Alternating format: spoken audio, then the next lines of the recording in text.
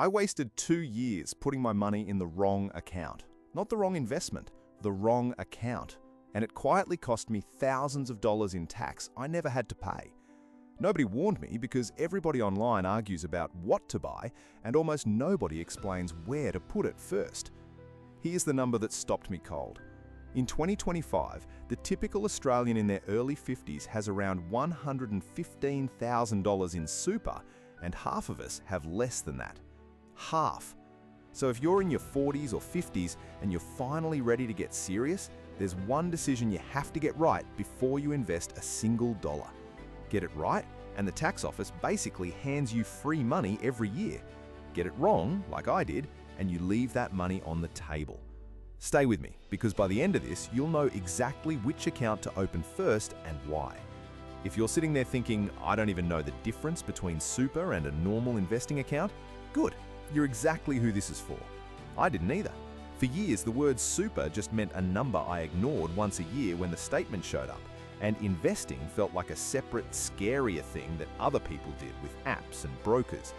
So when I finally had a bit of spare money each month, I did the obvious thing.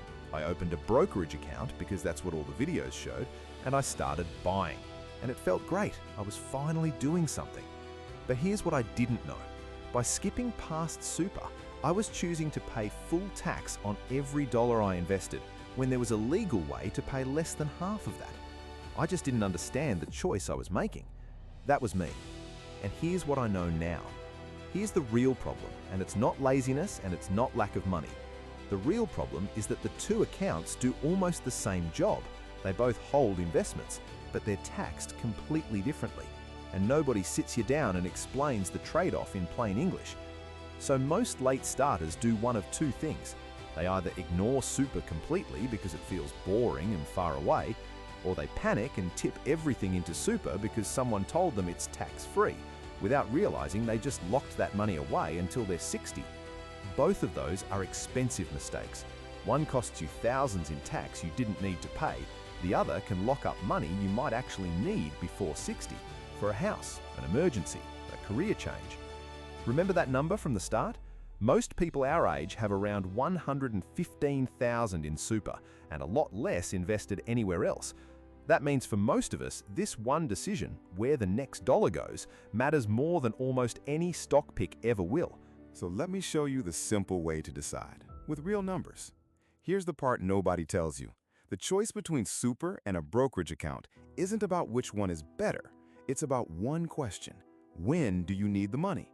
Let me explain why that's the whole game. Super is money the government wants you to lock away for retirement, and to reward you for that, they tax it at a special low rate.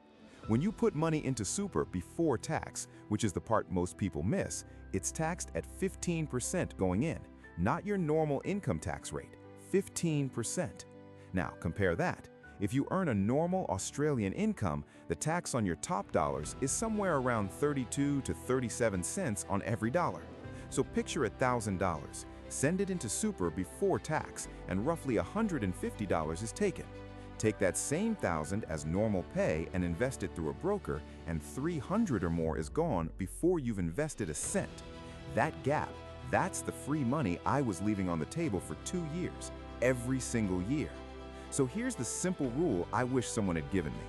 Money you genuinely won't need until you're around 60, that's retirement money, should go into super first, because that tax break is enormous and it compounds for the rest of your life.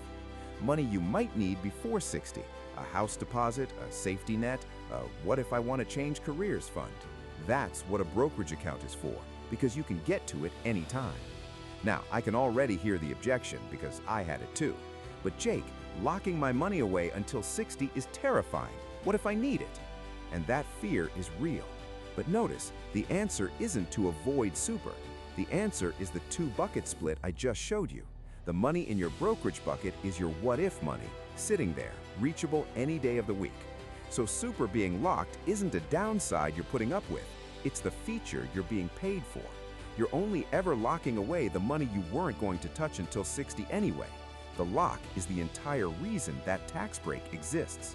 And here's the part that's almost unfair how good it is for people who started late. There's a rule called carry forward. If your total super is under $500,000, which remember is most of us, you're allowed to use up to 5 years of unused contribution room all at once. Think about what that means. The system assumes you've been putting money in for years, but you didn't. You started late. So instead of being punished, you get to catch up. In a year where you sell something or get a bonus or finally have breathing room, you can pour years of contributions in at once at that 15% rate. For a late starter, that is the single most powerful catch-up tool that exists, and almost nobody talks about it. Let me make it concrete, because carry forward sounds like accountant noise until you see it. Say, over the last few years, you barely touched your contribution room, which is most late starters. That unused room can quietly stack up into the tens of thousands of dollars.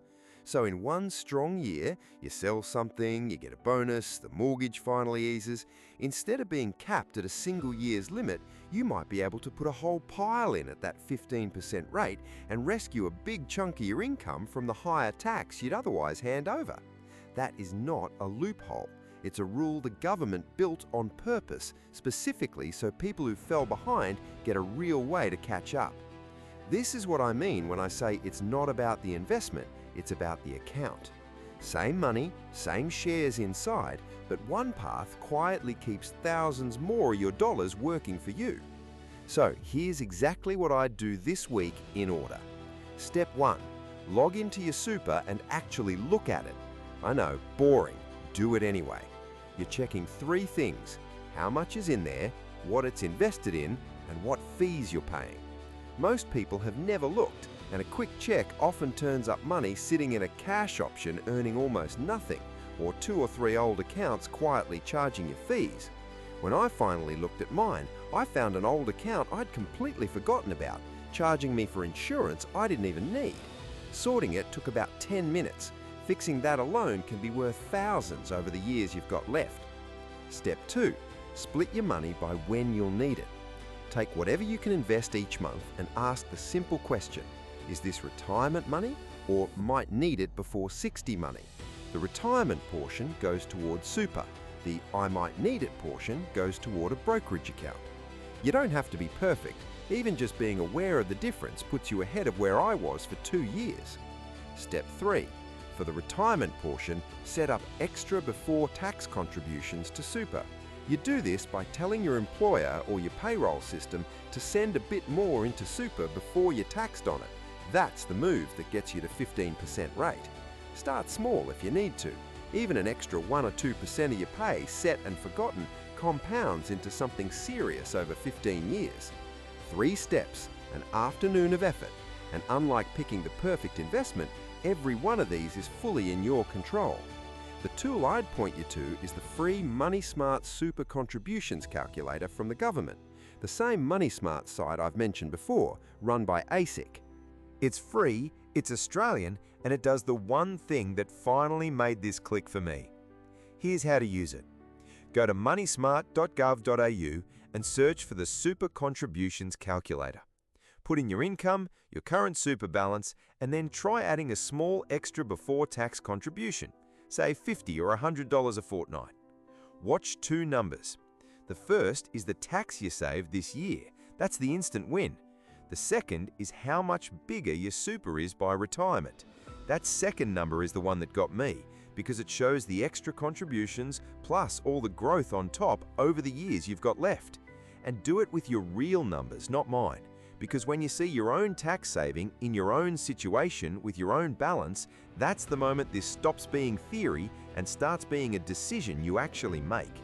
Once I understood this, everything got simpler.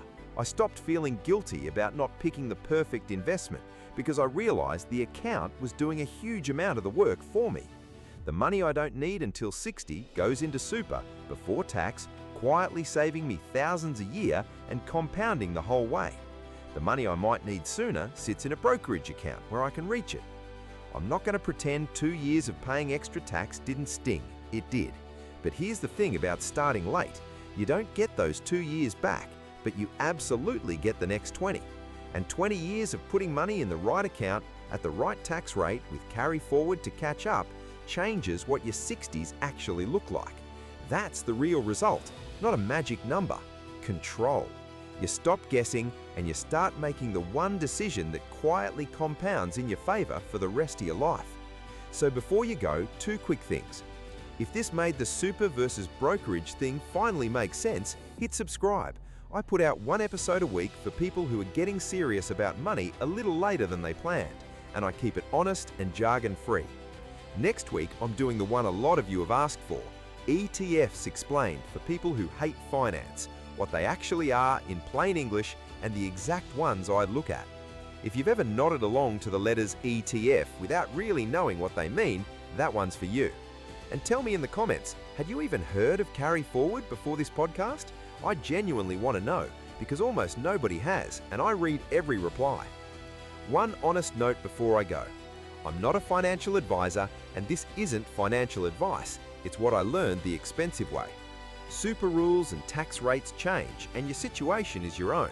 So check the current numbers, and if you can, talk to a licensed professional before you make a big move. It's not too late. Let's go.